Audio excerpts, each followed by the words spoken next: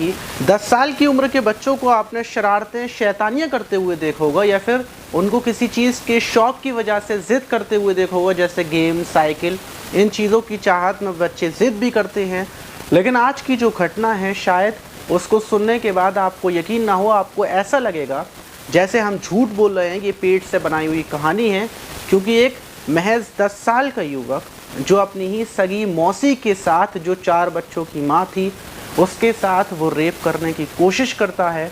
और जब मौसी उसको हटा देती है, उसको अलग किया जाता है, तो वो बोलता है कि वो शादी करेगा तो सिर्फ अपनी मौसी के साथ और उसको किसी के साथ नहीं रहना। वो मौसी से बेहद ज़्यादा प्यार करता है।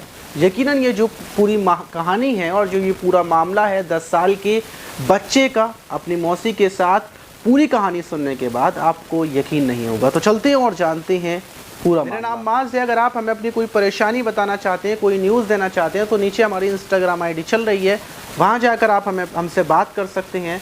तो आज की जो कहानी है वो उत्तर प्रदेश के कानपुर के देहात गाँव की है। वहाँ पर रहने वाली सोनी देवी, जिनकी उम्र 32 साल थी, जो अपने 4 बच्चे और पति के साथ अपने ही मायके में अपनी माँ और अपनी छोटी बहन के साथ रहती थी। छोटी बहन की भी शादी हो चुकी थी, वो अपने पति के साथ रहती थी। क्योंकि माँ का बहुत बड़ा घर था और उनका कोई वारिस नहीं था, इसलिए उन्होंने अपनी दोनों बेटियों को अपने घर रख लिया था। ज़िंदगी बिल्कुल ठीक ठाक चल रही थी। लेकिन 19 फरवरी को सोनी देवी जब अपने कमरे में सो रही होती हैं, तो उसी बीच उनको लगता है कि उनके पास, उनके बदन को कोई छू रहा है, कोई टच कर रहा है। और जब उनको अपनी गर्दन के पास किसी की होंठों का, किसी की सांसों का होने का एहसास होता है, तो वो चौंक कर उठ जाती हैं और वो देखती हैं कि उनका जो भांजा है 10 साल का अयान, वो उनके ऊपर चिपका हुआ है। और वो जैसे ही उसको हटाती हैं तो वो हटता नहीं है, वो और उनको किस करने की कोशिश करने लगता है। वो उसको वहाँ से हटाती हैं और आवाज़ लगाती हैं किसी को बुलाने के लिए, लेकिन अयान हटने का नाम नहीं ले रहा था। वो अयान को धक्का देकर दूर करती हैं और अयान की माँ को बुलाती हैं। लेकिन ये कोई पहली बार नहीं थी कि जब अयान यहाँ पर आया था। उसके बाद सोनी देवी अपने पति को फ़ोन करती हैं, फ़ौरन पुलिस को फ़ोन कर दिया जाता है। पुलिस मौके पर पहुँचती है और फिर सोनी देवी पुलिस को जो कहानी बताती हैं, वो सुनने के बाद पुलिस भी यकीन नहीं कर रही थी कि ऐसा भी हो सकता है या फिर ऐसा इस युवक ने किया है।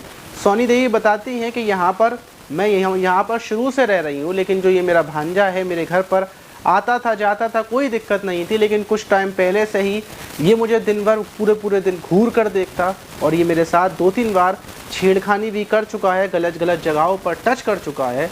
और जब मैंने इसकी माँ से, अपनी बहन से शिकायत की, तो हमारे सारे फैमिली वालों ने इसको बैठकर समझाया, इसको चिल्लाया भी। लेकिन ये काफ़ी टाइम पहले से ज़िद कर रहा था कि अगर वो शादी करेगा तो मुझसे ही करेगा। फैमिली वाले इसको बच्चा समझकर छोड़ दिया करते थे, लेकिन अब आकर इसकी ज़िद इतनी ज़्यादा बढ़ चुकी है कि अगर मैं अपना चेहरा खुली छोड़कर, चेहरे को खोलकर बाहर चली जाती हूँ, तो उसके बाद ये घर में लड़ाई झगड़ा करता है, ये बर्तन फेंकना शुरू कर देता है।